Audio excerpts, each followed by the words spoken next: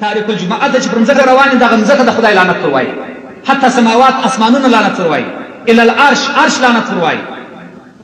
پر کوم سړي چې یوازې د جماعت لمونځ نه کوي هغه خپل خدایي لمونځ خو کوي. دا څه حدیث چې ما تاسو ته وویل دا په هغه هکله باندې چې لمونځ پرېږدي. علیه السلام وایي څوک چې محافظت المنظور کوي د هغه دپاره په آخرت کې لمونځ نور نجات او برهان جوړېږي، او څوک چې لمونځ نه کوي د هغه دپاره په آخرت کې نه نور وي او نه نجات وي، او د قیامت په ورځ به د فرعون و هامان و قارون او د ابي ابن خلف سره به تر ټولو په لاندې حصه دوزخ کې. دا حدیث امام احمد روایت کړی. د دغو څلورو غټو کافرانو د یادولو مقصد څه دی چې د فرعون و هامان و قارون و ابن خلف سره به وي؟ دا خلک د کفر کوونکو سرداران دي. که چا د تجارت په وجه لمونځ ونه کړي هغه به د ابي ابن خلف سره وي په دوزخ کې، او که چا د خپل بادار یا میړه یا مالک په وجه لمونځ پرېښوي هغه به د فرعون سره وي، او که چا د خپل مال و روپو د ګټلو په وجه لمونځ پرېښوي هغه به د قارون سره وي، او که چا د ریاست و امیرۍ و قمندانۍ و باچهۍ په وجه لمونځ پرېښوي هغه به د حمان سره په دوزخ کې.